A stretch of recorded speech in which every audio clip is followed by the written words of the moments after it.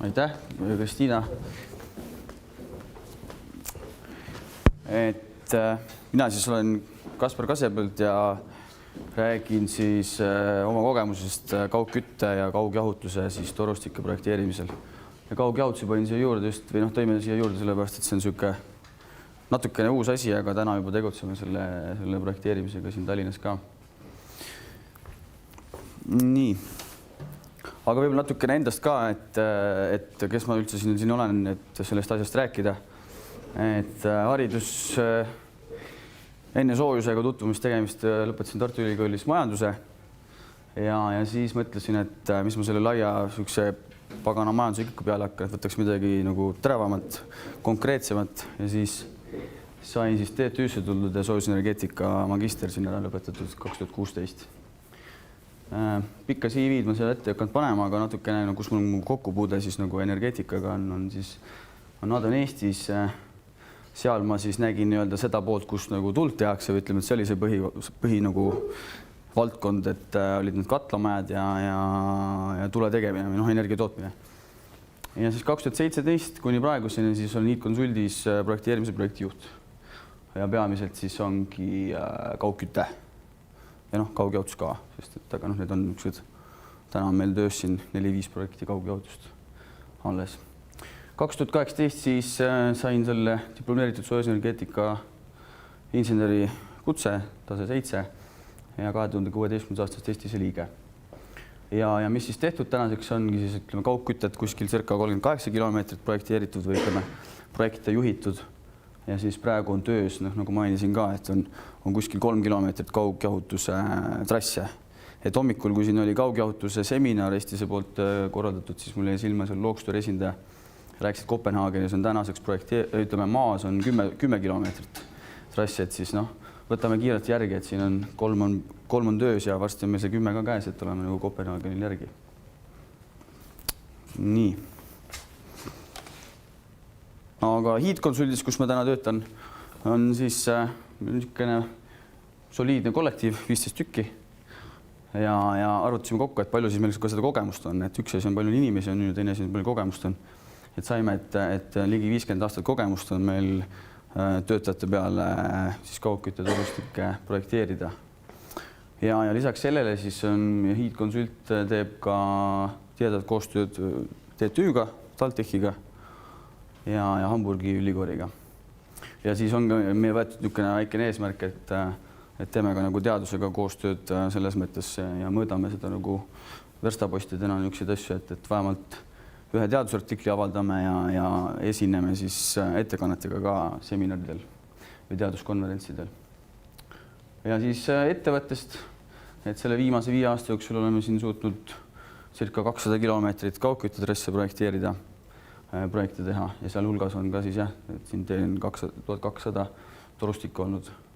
Ja samamoodi vaatame ekspordi poole, et Eesti on muidugi täna meie see põhiturg, aga oleme teinud siis projekte siin Rootsis, Lätis, Venemaal, Tšiili, niisugune panev koht.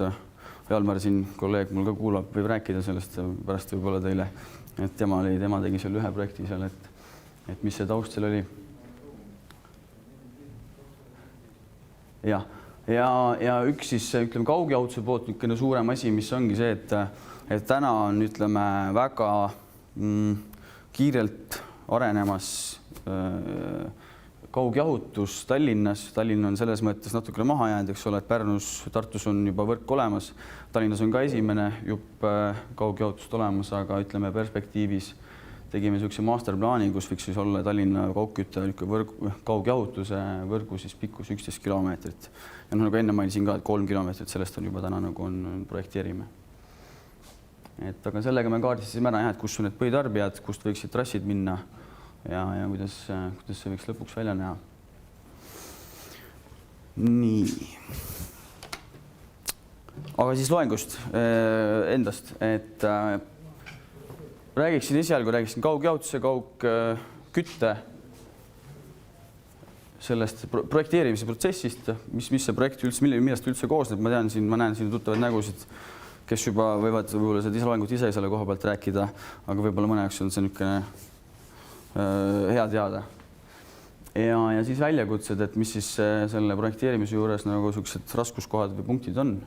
Ja muidugi teises osas case study'd ehk et sellised põnevad väljakutsed või momendid, mis siis on selle projekteerimisega või siis pärast hiljem ehitaja konsulteerimisega siis nagu välja tulnud. Ma panin küll siin kolmandaks küsimused, aga ma soojalt julgustan kõiki, nagu kui tekib küsimused, küsime kohe ära, saame kohe selle sama teema juures arutada ja pärast ei lähe küsimus meelest ära. Aga noh, lõppu võib ka jääda see küsimus, kuidas ise tunnete kõige paremini. Praegu seni küsimusi? Ei, vist ei ole, jah.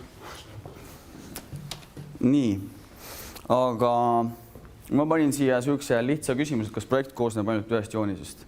Ma usun, et kõik arvavad, et see ei ole nii, eks ole, ja ma panin siia pika nimekirja, millest see projekt siis tegelikult koosneb. Et siin on ka erinevad näited nendest mõnest joonisest. Aga et esimene asi on asendiplaan ja asendiplaan on suhteliselt lihtne, eks ole. Asendiplaan on see, kuidas toru võiks nüüd plaanil kulgeda.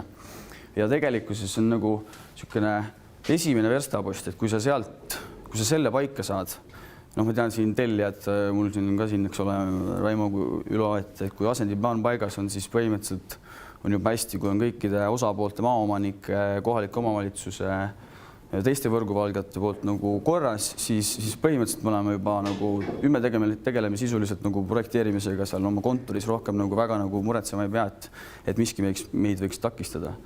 Et asendiplaan on see, mis on kõige tähtsam, et me saaksime plaanil paika selle, kus kohas see toru kulgema hakkab, millisest puust ja kui kaugelt on mööda läheb põhimõtteliselt.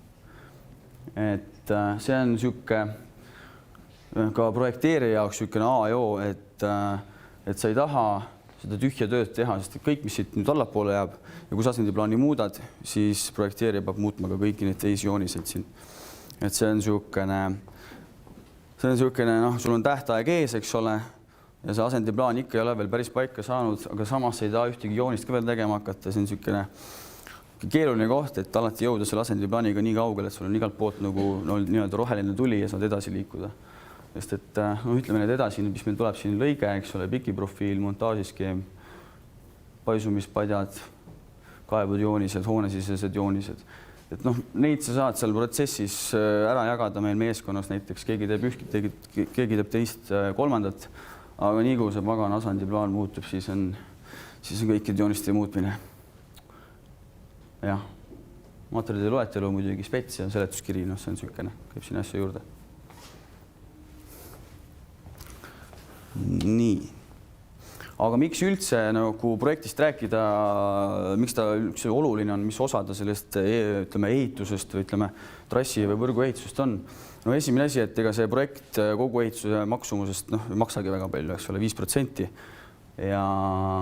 Aga ometigi see 5% sellest ehituse maksumusest paneb paika tegelikult selle lõpptoote hinna ehk trassi ehituse hinna siis. Ja nüüd, kui juhtub, et projektis on viga või on midagi märkamata jäänud või tegemata ja see selgub ehituse käigus, siis ma ei tea, siin Raimo, kas sa võid öelda, kuidas te teete, et kui tuleb mingi lisatöö ehitaja poolt, kas te võtate 3 pakkumist, nagu te ehitushinnale võtsite või te ootate ehitajalt, kes selle ehitab, et ütleks teile hinna, palju see maksma läheb ja siis nii ongi. Aga kuidas te selle lisatöö hinna teada saate, kuidas te selle paika panete? 3 pakkumist ei võta turu pealt. Jah, just. Et see ongi see koht, et siin tekib küsimus, et kas see lisatööl, kas see lisatöö hinnal on nii-öelda, kus me siia panime, see turupõhine hind, eks ole. Et me ei tea seda. Üldiselt ei ole aega siin mõelda või võtta 3 pakkumist ja hakata mingit teist ehitajat veel sinna platsile tooma, eks ole. Et sellepärast miks ongi projekt oluline, eks ole, ainult 5%, aga nii kui sa vea teed, siis ja lisatöö kuskilt tuleb, siis mis on ka eelarveväline, eks ole, ja see hind võib seal tulla, võib-olla ei ole päris turupõhine. Et parem on nagu hea projekt ja lõpuks on see hind, mis on siis hea projekti tulemusel nagu selgunud ja saab selle töö nagu ühe hooga ära teha, eks ole. Muidugi jah, ega ei saa öelda, et kõik projektid oleks võimalik teha, et nii, et ühtegi halli ala ei jää, eks ole, et ka mina vist ei julgeks selle peale mürki võtta. Aga vähemalt see võiks suund olla. Nii, aga mis on nagu erinevus siis või kui projekteerimisest rääkida, siis ma tõin siin välja sellise erinevuse, kuidas meil kutsestandardid, nagu mis pädevused annab. Ehk et kui täna vaadata, et nüüd sul on projekt käes, eks ole, tahan kaugkütet või kaugjahutust ehitada ja lähen hakkan ehitama, siis piisab tase 6 ja mine ehita, sest et ei ole ühtegi piirangut selle jaoks, on ju. Kui sa tahad projekteerida ja sul on tase 6, siis paraku ei saa, sest et see ei ole piisav pädevus. 7. tase annab küll pädevus kaugkütet projekteerida, aga siis ainult A või B klass, et selle jaoks, et tase või seda C-klassi torustikku projekteerida, peab olema ikkagi 8. klassi pädevus. 8. tase tähendab. Et selles mõttes on projekteerimisel märksa rangemad, palju nõudlikum on see või eeldab rohkemat nii-öelda insenerilt, kui on see näiteks trassiehitus.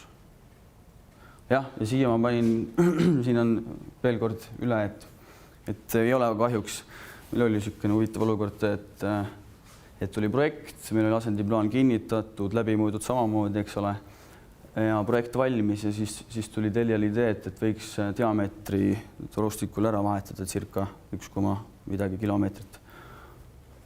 Ja see muudatus nagu teisele poolele tundub, et see on üpris lihtne, et põhimõtteliselt pane Ctrl F on ju ja vahetada see diameeter ära ja ongi korras, aga tegelikult ei ole. See ei ole ainult, et sa joonistel vahetad läbimõõdu ära, vaid saad hakata uuesti ka arvutama, eks ole, et kas kõigega on arvestatud.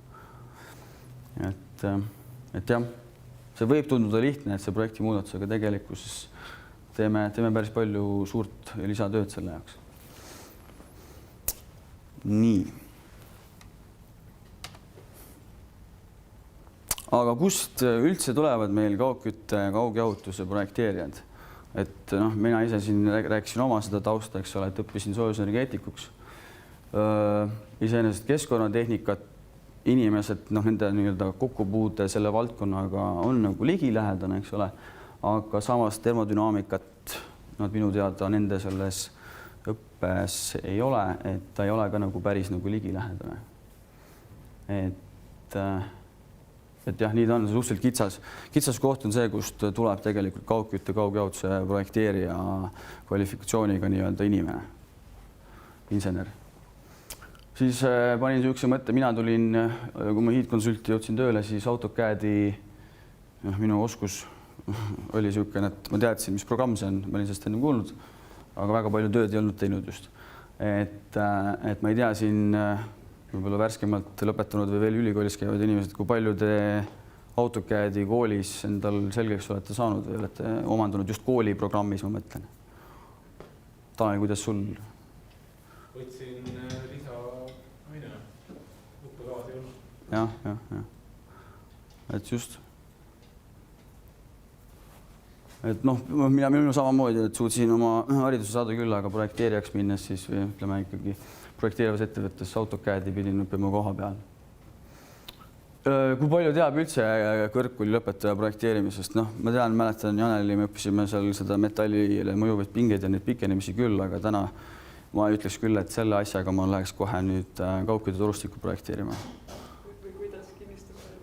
Või kuidas kinnistuge arvutada, jah.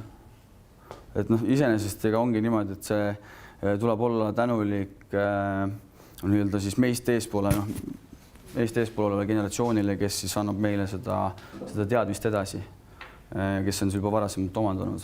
Et täna ma ei saaks öelda seda, et TTÜ-st või kuskilt mujalt tulevad inimesed, istuvad kohe AutoCAD-i taha ja tõmbavad joont ja ütlevad, et võt nii ongi. Et peame seda kõike ikkagi teistelt töö juures omandama selle kogemuse. Et ma panin siia juurde ka, et umbes circa hinnanguliselt on meil 2 aastat, kui inimene tuleb koolipingist, on erialaharidusega ja et ta suudab algusest lõpuni. Janeli muidugi siin teeb nägu, aga Janeli on väga suutlik ka, et tema läks veel pool aastat aega. Aga meie keskmine ütleme, et 2 aastat võiks võtta, see oleks see aeg, kus et sa tead, et inimene suudab nagu algusest lõpuni nagu projekti osad ära projekteerida. oled sa minuga nõus? Natuke pikka aega. Kuidas? No aasta kindlasti, jah. Aga päris kindel ole 2. Aga okei, me ei hakka seda vaidlusi pidama. Siia panin ühe asja juurde, enne mainisin seda ka, et teeme eksporti, et teeme oma projekti siis välismaale, et välisturule. Aga me mõtlesime, et teeks eksporti nii ka, et võtame meeskonda rahvusvahelise tudengi, tuleb, õpib seda asja, läheb oma kodumaale ja räägib neile ka, et vaata, kui vahva, et aga miks meil siin ei ole kaugkütet on ju, või kaugjaotust ja teeb seda eksporti nii ja nagu edasi. Et täna on meil jah meeskonda kohe lisandumus üks rahvusvaheline tudeng, et kes tuleb ka vaatab, kuidas meil siin Eestis siis ikkagi kaugkütet ja kaugjaotust tehakse. Noh, ja lähme nüüd sinna tagasi, et hea küll, et meil on nüüd see inimene olemas, kes on kvalifikatsiooniga, on ju, siis on tal olemas AutoCAD-i oskus, on ju, ja nüüd hakkame projekteerima. Oskab arutada ka, eks ole. Ja ei ole ikkagi juba ka päris nii, et sa saad terve aja teha projekteerimisel ainult inseneritööd. Ikka väga palju siiamaani on seda, kus sa vormistad joonised, tõstad märgid käsitsi juurde, mis läbimõõt on, kus kohas on mingisugune hargnemissõlm või kus kohas on mingisugune nurk, tõusupõlv ja nii edasi, nii edasi, nii edasi.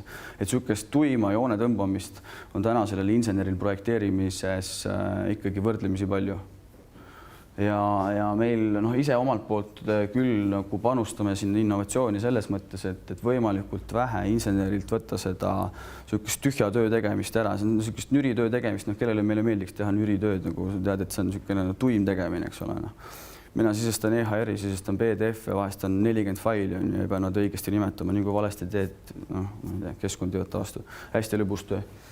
Et meil on ka, et täna just põhimõtteliselt täna tegelikult jah, panime uue, launch isime või rakendasime töösse pikalt olnud töös projekti, kus siis peaks nagu vähendama meie seda sükest joone tõmbamise tööd, et insener saaks rohkem keskenduda oma inseneritööle, arvutustele ja läbimõtlemisele, mitte sükene kirjutan numbrid ühest kohast teisele, ühele joonisele ja teisele joonisele.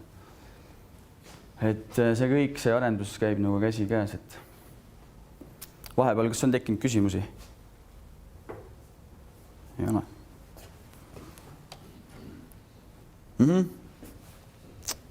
Jah, võt siia panin mingid süksed mõtted, et mis see projekteerimise süksed nagu nüansid on, et seesama asi, et insener, eks ole, ja pakub projekteerimisteenust, et ole hea, tule tee mulle projekt.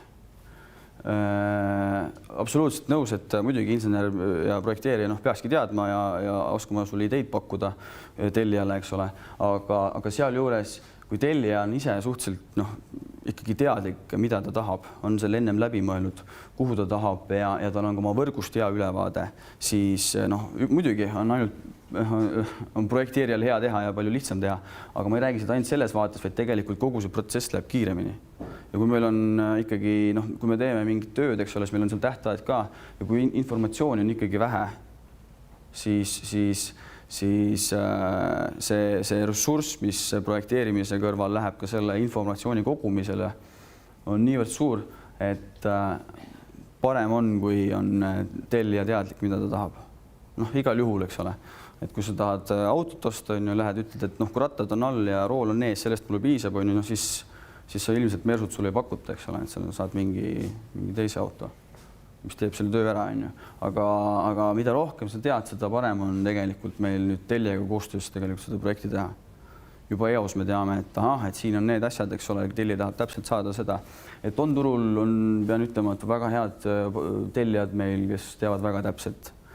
Et nii, et kui lähteülesanne tuleb, kui sa näed, projekt tuleb, sealt firmast on ju, nii hea, palju kergem.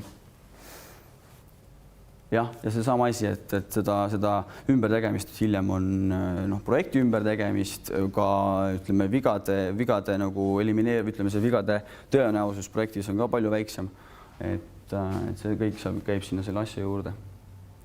Aga sellest muidugi ei piisa, et sul on väga hea tellija, kes kõike teab ja on sul kõik ette ära juba mõelnud ja sina lähed ainult arvutad need torud sinna maa sisse ja lähed küsid kooskõlastusi võrgupooldajatelt, et tuleb ikkagi ka koha peal käia. et kõike kontorist täna teha ei saa, mis siis, et oleme niisugune vägev e-riik ja kõik võimalused on meil olemas. Et täiesti tavaline, täna olen ma teie ees siin pintsakus ja triiksärgis, aga homme olen võib-olla kuskil advenikambris, teises riietuses küll, aga teen mõõdistustöid, et see käib töö juurde, et on kambrite külastused, teine asi on muidugi, kuhu need torud lõpuks jõudma peavad, on keldrid ja üleüldse võib ka, tervist, võib ka teinekord olla seda, et lähed ja vaatad geodeesiat, sest et paraku ei saa öelda seda, et geodeesia tase oleks või geoteetide tase oleks täna väga ühtlaselt kõrge. Tuleb ette, kus lähed proovid uut partnerit ja selgub, et lähed objektile vaatad, et osad puud on isegi puud. Et see käib asja juurde, et ikkagi tuleb nagu ikkagi käia koha peal. Maaomanike kooskõlastus, see on nüüd üks niisugune nii projekteerija kui ka tegelikult tellija niisugune suur, kas ta nüüd murekoht on, aga niisugune oluline asi, et see tehtud saaks ja hästi tehtud saaks. Et kuidas me seda täna teeme, täna on niimoodi, et üks võimaluseks tuleb korteriühistu liige, kui korteriühistu või siis üldkoosolek või üldse lähed notari juurde, eks ole, kõikide elanikega, kujutage ette, ma ei tea, 90 korterit maja, siis nad lähevad kõik notari juurde, et kooskõlastada meie projekti. Pole vist selle aastasaja nagu sees seda projekti vist valmis ei saa. Et täna me kooskõlastame projekti ikkagi niimoodi, et me kõigepealt kohtume objektil vähemalt kellegi esindajaga sealt majast, kes ta siis on. Et ta vähemalt näeks meist silmast silma ära, räägime seal juttu ära. Teinekord ongi niimoodi, et tegelikult projekteerija kohale minnes nagu viib selle sõnumi, et siuke plaan on üldse teie maja juures siin, et nüüd hakkame projekteerima ja mis saama hakkab ja millal ja nii edasi. Et viid selle info talle ja siis hiljem, kui sul on plaan valmis, me saadame talle plaani ja palume tal see allkirjastada, on see siis digitaalselt või kui seda võimalust ei ole, siis võtame ka paberi peale. Jah.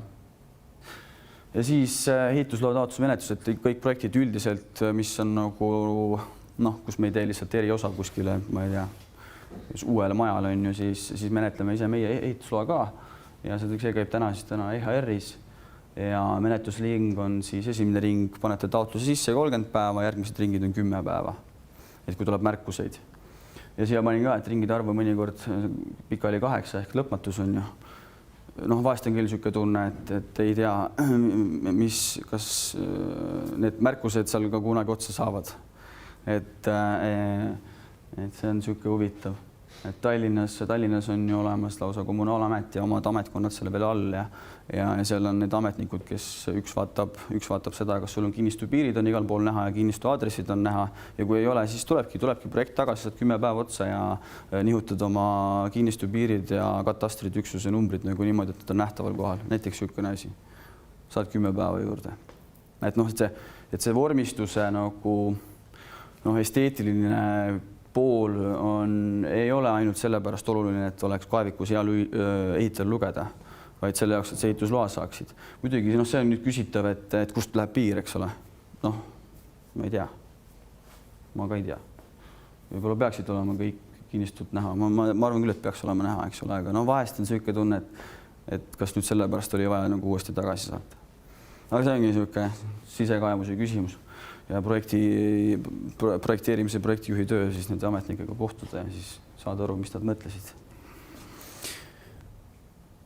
Nii, aga see oli praegu selle loengu nagu esimene pool, et ma läheks nüüd edasi case study'de juurde, et kas selle osa kohta on tekkinud küsimusi, mõtted? Mul on küsimus.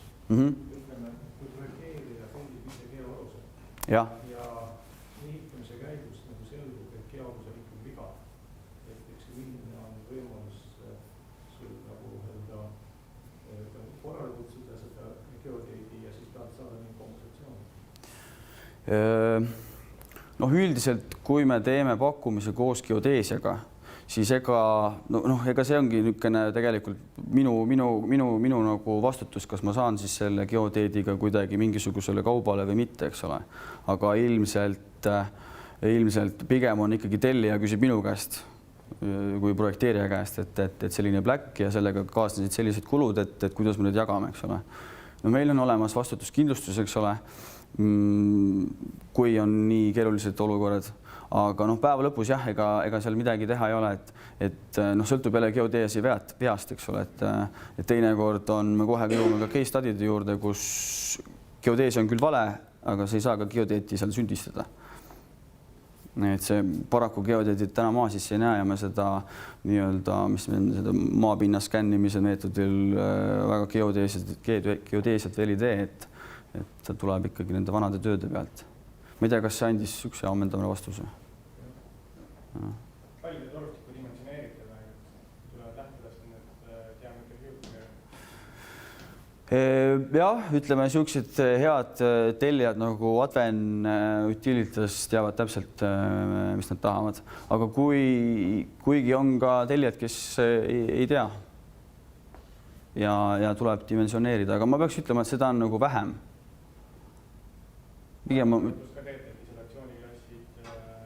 No ütleme, isolatsiooniklaasi nad ütlevad ikkagi ette, jah, seda nad teavad, sest seal hakkab nagu raha mängima.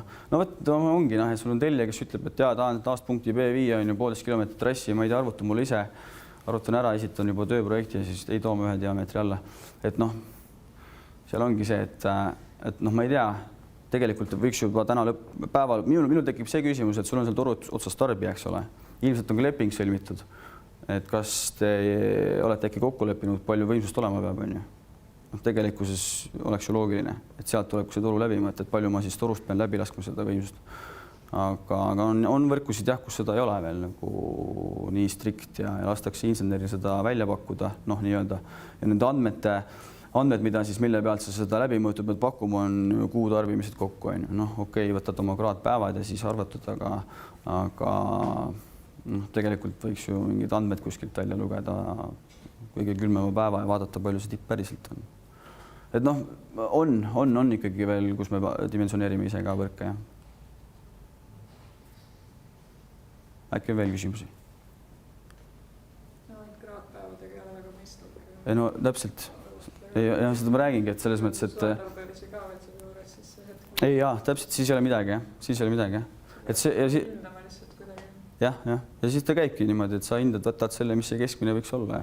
Aga tegelikult, noh, ma ütlen, võrgu valde seisukohast ma kujutan ette, et tegelikult oleks hea, kui sul on ikkagi andmed olemas, mis sa saad ikkagi tunni kaupa võtta ja ühe päeva kohta näiteks on ju kõige külmem päev aastas. No. Aga läheme siis case study'de juurde, et kohe sama olukord, mida Ülo siin küsis ka, et geodeesia on vale, eks ole. Noh, geodeesia siin antud juhul, siin on siis kaevik, kuhu oli projekteeritud kaugkütte torustik, Katsupapi Pallasti tänaval, vist Pallasti tänaval see. Ja siin esimese pildi peal, kui nad läksid, siis oli näha, et läheb üks keskpingekaabel ja nüüd siis on teiselt poolt tehtud pilt. Ei olnudki üks, oli natuke rohkem. Ja geodeesia oli olnud hakkasin uurima, miks ei ole, eks ole. Ja protsess iseenesest oli pikk, aga no, mitte pikk, vaid et kõigepealt sa pead jälile saama, elektririvi tuleb kohale, ütleb, et teine ei ole meie omad. Püha risti vägi, et sul on Tallinna linnas on sul keskpingekaablid, et pole sinu omad ka, et noh, pole tõesti kellegi teise võrgupiirkond ka, et saaks üldse kellegi omad olla. Siis lõpuks selgus, et olid küll elektrilevi kaablid, kuidas nad sinna said ja miks nagu neid seal ei olnud, seda ei teatud. Ja see lugu seal taga oli siis see, et tegelikult kaablite ehituse tellis Tallinna linn, Kommunaalamet ja seal jäid kuskil teostusjoonised pidama ja ei jõudnud elektrilevisse. Ja elektrilevi kaadril neid ei olnud, aga ometigi kuskil vool liikus, eks ole. Ja nüüd oledki sellises kohas, noh, selles mõttes, et nagu väga ümber ei projekteeri uut kohta, see oli niigi oli kitsad olud ja me pidime kõnnide alla nad seal panema. Ja siis järgmise pildi peal oli siis lahendus, et ega siin midagi. Nõutud vahekaugust ei ole, aga siin on näha, siis, et tagapool on siis kaugküttetorud on keskel, siin on ka näha. Ja siis kaablid läksid serva. Et jah, 4 keskpingekaablit tuli välja ja tuli see kuidagi kiiresti ära lahendada, sest et kõik teed asjad olid kinni, eks ole, ehitajal töö seisis. Ja pikalt siis terves lõigu pikkuses olid need kaablid, panidki järgmise tänavani välja. Et enamus oli siuke pool käsi töö seal, kui nad seda lahti kaevasid.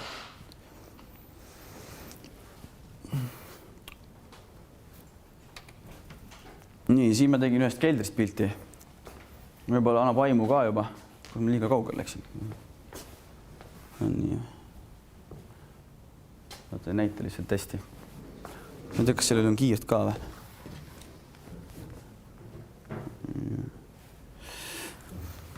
Ühesõnaga, siin on nagu, miks ma sellest räägin, siin sellepärast, et see on Tallinna kesklinn ja seal on muinsuskaitse, tahab kasuprojekti näha igatahes, eks ole. Ja siit nurgast nüüd on näha, tuleb siis vana transiittorustik, no töös olemasolev asbestiga kaetud transiittorustik, et ta põrkas siit naabermajja ja siis läks õue. Aga naabermaja ei tarbinud ja uue projekti järgi oli meil vaja siis ära lahendades. Me läksime sealt, otse läksime õue, siit trepi kõrvalt läksime sisse. Tähendab tänavale. Ja mul on nüüd teine pilt on siit lähemalt. Kui siit on näha, siis on nende tsemendikottide ees on niisugune võlv. Ja seal võlvi taga siis oli mingisugune ruum ja ega me ei teadnud, mis seal sees on. Ja muinsuskaitse ütles, et ennem kui teada ei saa, mis seal sees on, ega edasi ei saagi põhimõtteliselt, nad ei kooskõlasta projekti. Et muinsuskaitse tahtis teada saada, ehk et niisugune üks hästi oluline osapool on teinekord ongi muinsuskaitse, kes mängib suhteliselt olulist rolli, kui see on ikkagi kuskil tema nii-öelda muinsuskaitselise objekti piirkonnas või alas, siis võib reaalselt projekteerida. Meil projekteerimine seisis siin tänu sellele, ma arvan, 1 kuu aega, kus kõigepealt oli küsimus, kes maksab muidugi selle uuringu eest, et see avada seal, eks ole, ja mingisugune akt selle kohta saada, siis muinsuskaitse saab otsuse teha, kas nad üldse lubavad sealt läbi või mitte.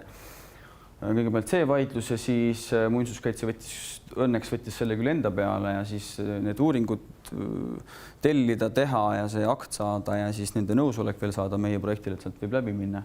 Et 1 kuu aega ootasime selle järgi. Aga saime tehtud ja tegelikult jäi samas asjandi plaani oli mingisugust prahti täis ainult ja polnudki nii oluline. Siin on siis Maardus oli selline olukord. Siin on 2 pilti, see on asendi plaanist. Üks on lihtsalt suurendatud versioon all, ma näitasin ära kui pikalt see oli circa kilomeeter, kus oli vaja siis, kus oli selline olukord, kus oli siis paralleelselt 2 toimivat torustikku. Ja lähteülesanne oli siis see, et üks jääb töösse ja teine on vaja ära likvideerida. Ja alguses see ei tundnudki ei jõudnudki selle peale mõelda. Vabandust. Et paneme ristid peale ja näitame likvideeritavana ja teeme ära. Siis üks hetk hakati küsima, et ise ka mõtlesime muidugi, et aga kuidas sa selle sealt välja kaevad niimoodi, et sul see töös olev torustik sulle sinna kaevikusse hüppa, kus sa just likvideerid. Seal tõesti olid, nad olidki 4 tükki, 4 vorstireas. Ja siis me pakkusime välja lahenduse, et ega tõesti ega ei saagi miskit muud teha, kui sa ala circa 7 meetrit kaevad lahti, võtad torustikku välja, kattad kinni, siis lähed niimoodi 7 meetri kaupa. Aga ehitaja oli natuke geniaalsem kui meie. Siin ongi see, et sa ei saa ehitajale kõik ette öelda, sest et ehitaja tegelikult peab ikkagi suhteliselt palju koha peal aru saama, mida ta teeb ja mingid töövõtted ja siuksed asjad on tal ikkagi, temale ka kuskil jäävad need vabad käed, eks ole. Ja ta lahendas niimoodi, et ta mitte ei kaevanud 7 meetrit järjest lahti, vaid ta kaevas lahti ühest kohast, kus oli näiteks põlv või oli seal armatuur või midagi sellist. Ja siis teisest kohast lõikas toru läbi ja tõmbasid lihtsalt ekskavaatorid, tõmbasid maa seest selle torujupid välja. Nii et seda lahti kaevamist tegelikult pärast jäänudki. Ja taastamine oli ka palju väiksem. Muidugi ma ei tea, kas see kuskil eelarveliselt ka kajastusega. Aga ma koha peal ise seda veel nägin, kuidas nad seda seal välja tõmbasid. Siin on jälle vanalinn ja seesama teema, et see geodeesia, eks ole, et kui oluline see on. Siin on nüüd siis lahti kaevatud olemas olev vana torustik, ta on 2 maja vaheline niisugune väikene lõik ja siit me pidime hargnimise tegema uuele tarbijale. Ja projektis mõtlesime, et tuleme hargnime alt, ma enam küll põhjust ei meenu selle olemasoleva torustiku alt. Aga tookord oli selline otsus, et tuleme alt, näitan Viki profiilil ka, et vasakul on see, kuidas me tegime projekti ja siis paremal on see, kuidas siis pärast näha oli. Et siin me mõtlesime, et hargneme alt ja et siin ruumi küll. Ja siis selgus, et pagana vihta, et siin on mingisugune kollektor 1800 vist oli see. Ja. Et siin on see eelmise pildi peal on täpselt näha, et täpselt see paekivist moodustis siin ongi kuskil keskaegne niisugune kanalisatsioonikollektor, mis siis sealt vastu tuli. Ja siin oli tõesti jah, geodeesia viga nagu. Aga lahendasime ära, tegime projekti muudatuse ja ehitaja tuli seal olemasoleva materjaliga välja ja tellija jäi ka rahule. Siin tegelikult oli lihtsustas see asi, et siin tehti seesama lõik, ainult hargnemine tehti ja järgmine aasta võeti lahti ja tehti see lõik ka ära, nii et siis läks nagu asi, see sõlmkoht läks nagu ainult 9 aastaks kinni, mis jäi niisugune ära lahendatud. Nii, aga ma olen hästi palju rääkinud sellest küttest, aga tegelikkuses on ka kaugjahutus nagu pealkirjas meil ja teemaks ka ja siin on lihtsalt võtsin niisuguse väljanäite sellest tehnilistest tingimustest, sellest skeemist, et kus me siis ühte projekti praegu teeme. Piirkond on Juhkentali tänav ja seal on siis Liivalaia ja siis siit ülevalt nüüd see on Lastekodu tänav vist, jah.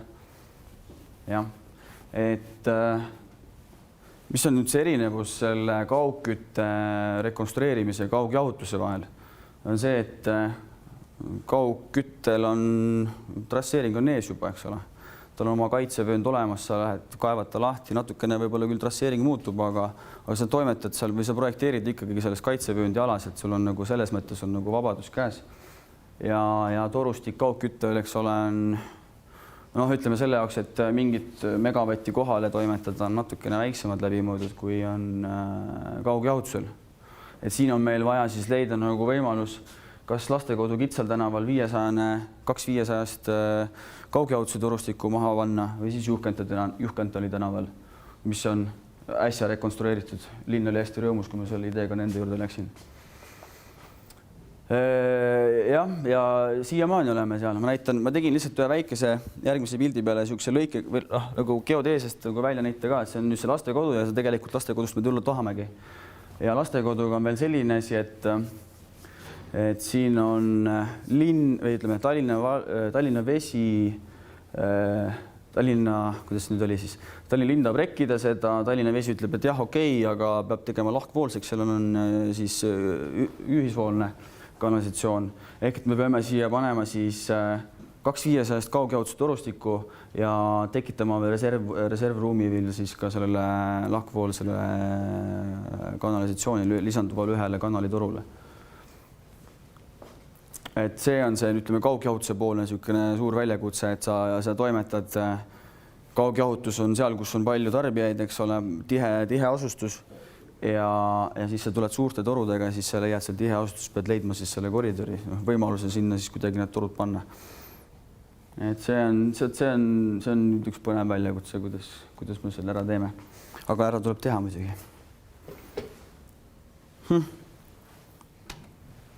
Mina tänan.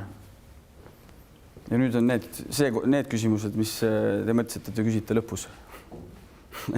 Et kellel on veel küsimusi? Mul on küsimus kaugjahutuse kohta. Jah. Hommikused seminarid ei kosmu mõte või probleempüstitus,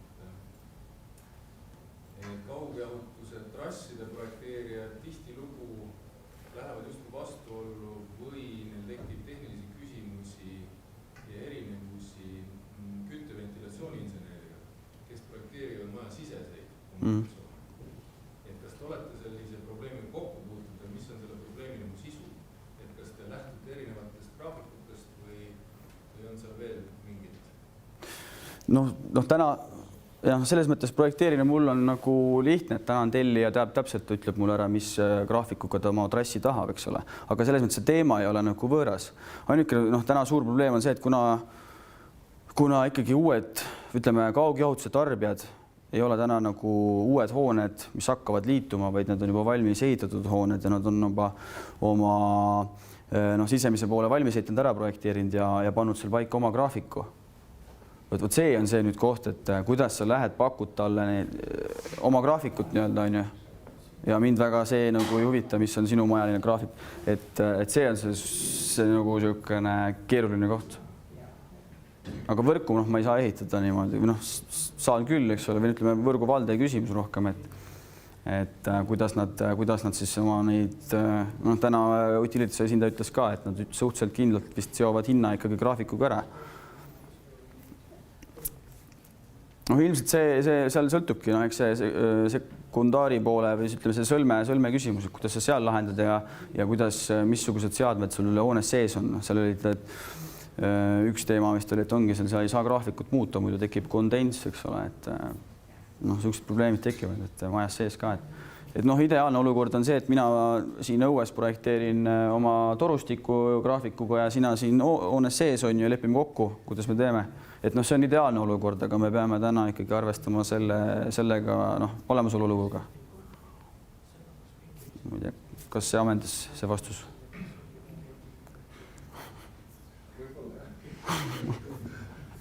Või tahate täpsustada? Ja proovin lisada. Jaa, nii. Kui ma projekteerime koos, et siis küsimus oli tegelikult Markus Raudtene ja hommikul, kui keegi käis kohal, Markus Raudtene samas see mainis, ta ütles ka, et on tegemist sisuosa projekteerijaga, ta kohe nagu kirjeldusega järgi tundeb ära, mis graafikuga on tegemist nagu projektiga. Ja tegelikult Indrek, ma sinna kommentaaris ütlen ka, et tihtipeale ongi 7.12 ongi klassikaline asi, mille järgi projekteeritakse ja probleem ongi selles, et tihtipeale see, kes projekteerib siseosa, ei tea, et on olemas mitu erinevat võimalusi jahutuse järgi tootmiseks. Näiteks samuti Maria Janksten, kellega me just tegime TTÜ seminaari, ta mainis ka seda, et Stockholmis ja Göteborgis on kaugjahutus juba 20-30 aastat olemas, aga mõned küttevendi projekteerijad ei tea, et kaugjahutus on olemas. Nad projekteerivad, et kaugjahutus on olemas. Tegimata meie kohta, et kus on kaugjahutajale sarnasel staadiumist. Et siis sinu küsimusele ma võiks vastata, et me peaks rohkem tegema koostöö, ehk tegelikult tihtipeale on soojussüld nagu meil piiriks. Me nagu midagi teeme omalt poolt, nemad teevad omalt poolt. Me peaks, kuidas ma ütlen, saama aru, millega nemad tegelevad, et nemad peaks saama aru, millega me tegeleme. Et see ei ole kaugjahutus, see on ka kaugkütte. Et siseosa projekteerija tihtipeale ei tea, miks on tarvis madalama temperatuuri, mis on madal temperatuur, on kaugkütte ja nii edasi. Pikem teema, aga me ei tohiks selle soojussõlma vahele panna, et tuleb teha koostööd terve ahela osas. Jah, täitsa nõus. Veel küsimusi? Jah, õige mitu tükki. No, te olete siin rääkinud kogu aeg, mis olen maa-alustest asjaks. Jah. Kas käesoleval ajal enam õhutrassi ei ole projekteerimisel üldse? Sellepärast, et ma olen ise ehitanud nii maa-alused, nii õhutrassi, siin Mustamäel on neid väga mitmed. Ja näiteks te rääkisite siin tundmatud kaablid, eks ole, seal kusagil Lasnamäe. Absoluutselt kaablite rägastik on ju Kopli ja Stroomirand. Näiteks nüüd läheb lammutamisele see Stroomiranna hoone. Jah. Mina olen selle hoone ehitaja, ma viisin sinna kõik trassid. Ja mul oli selline asi, et samasugune olukord oli Õismäel, seal Astalgu kandis. Seal on need nii palju, ma kardan, et tänapäeval veel ka need kaablid on ja näiteks mul oli seal Stroomiranna selle ehitamisel oli selline lugu, et mul kokk peaaegu et lõi vastu sõjakaabli, mis oli pingi all 10 000 volti. Ja mis tuli Beckeri sadamast kuni Surupini välja. No ütle, ega... Räägite geodeedid ei tea mitte midagi, üks asi. Teine asi on see, ei tea, nad ei tule kontorist välja. Samamoodi on Tallinna soojus, mis oli kunagi, või nüüd on see Utilitas, nimetades tahta. Nad istuvad praktiliselt kontoris, ega nad sealt välja ei pääse. Eriti. Noh, nad võib-olla teavad need uued trassid, aga vanad piirkonnad, vanad rajoonid, see on ju täitsa tundmatu kõigil. See, ütleme, see ongi... See jääb, seda ma räägingi, et jääb. Ega see lihtne vastus ongi siin see, et ega see ongi täna meie töö ja väljakutse, see nagu sellega toime tulla. Aga trassid ju vananevad. Jah. Ja mina näiteks olen ise, sama, mida ma mainisin, see Astalgu Õismäe trass, mis tuleb sisuliselt pikki seda, seal on need lasteaiad, lasteaiasõlmed. Õismäelt tuleb Mustamäelt sisuliselt Mustamäe Katlamäest, ta tuleb kuni viimase majani välja. Ja seal oli väga kummalised asjad ja te räägite siin need muinsuskaitsed. Siin on oli selline juhtum mulle, et me 2 nädalat seisime ainult sellepärast, et keegi väga tark inimene istutas trassi peale, istutas mingi Kanada vahtra. Ja seda ei tohtinud nagu maha võtta. Aga nimelikum oli see, et eks ole, trass oli enne, kui see vahe üldse sinna istuti. Ei, no need on, mida te kirjeldate, on meie igapäevatöö. Ei, ma tean seda. Ma lihtsalt mõtlen seda, et õhutrassi enam ei ole, aga õhutrassid ju vananevad ja neid tuleb asendada. Näiteks siin see kommunaali piirkond. Siin on see, ütleme, Lapi tänav. Ei, absoluutselt. Ja kõik trassid. Ja kõik need asjad olid ja kunagi. Jah. Ma ei tea. Aga küsimus oli, et mis need saab? Et kui nagu küsida seda, et mis perspektiiv on olemasolevatel õhuliinidel, siis tulevik on maa alla. Seal ruumi ei ole. No see, ma räägingi, et see ongi meie töö täna.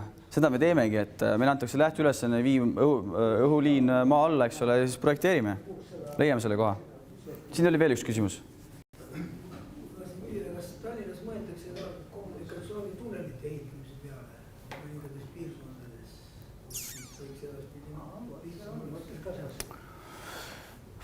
Otseselt nagu mingit piirkonna kaupa mitte.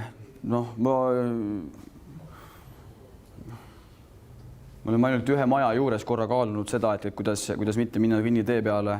See oli ainult maja ees nagu, aga rohkem ei ole. Ma ütleks selles mõttes, et võib-olla on see meie tulevik. Täna on see sama olukord, kus me tahame panna 2-500 kaugjaotuse toru kuskil, eks ole, kui kuskil panna ei ole, aga tegelikult äriplaan näitab, et saab ka tunneliga ehitada. Võib-olla tulebki tunnel. Aga jah, kui nüüd niimoodi küsida, siis ühtegi projekti küll ei ole teinud, et oleks nüüd kuskil maa all tunnel. Jah. Te mainisite sisesüsteemis, tekib kondensaat. Kondensaat peakski tekkima. Järid oskavad siin parem vastata, aga... Siis, kui see jahutussüsteem on jahutuspalkidega. Jah, jahutuspalgid, jah. Või peaks olema see külmakandja temperatuur oluliselt kõrgem kui muudesse jahutussüsteemidesse läheb, et see on see, muidu hakkab see vihma sadama, kui on jahutuspalgid kuskil kontoris ja liialt maha temperatuur. No jah, kui ta on siseruumis, aga seal ei saagi lahendust teha, et seda ruumi jahutada. See peab olema teistsugune lahendus. Ega see radikas või ükskõik see, alati tekib sinna kondensaat. Kui liiga madalaks ei jahuta, siis ei tekta. Aga siis ta ei jahuta ruumi ka. Aga samal, kui ta on liiga madal, siis ka ei saamata ka inimesed välja. Ei, see mõte, see lahendus tuleb teile, et ei saa siseruumis küttepinnuga seda lahendust. Aga kui kui sa tahad saada normaalset niiskust ruumi ja normaalset temperatuuri, siis selle ruumi küttepinnuga ei lähe. Torudest välja tõmbasite, need olid pinnases. Eelisoleeritud, jah. Eelisoleeritud. Ja see ei mainimata. Pinnas ei vajunud siis. Teate, ega ma... Ootavad, et tulevikus kui vajub. Oot, see on hea küsimus, jah. Ma ei tea, mis... Iseenesest see peaks mingi vajumine tekkima. Kui suured torud sa vajub. Aga ma kujutan ette, et see töö nagu pärast natukene sinna mulda panna ja muruseemed, kui see, et kohe kõik see mant välja kaevata, siis uuesti. Seda praegu ei teinud, siis on võib-olla kellegi teise mure. No võt, see on jah siuke koht. Aga kui rohkem küsimusi ei ole, siis ma veel kord tänan ja aitäh teile. Meie täname Kaspar sind. Aitäh, Leo. Väga huvitav ettekanne. Ma loodan küll. Ja kõigile teistele, et siis järgmine kuu ja lõus ettekanne ja kõigil selle poole kirja pannud. Aitäh.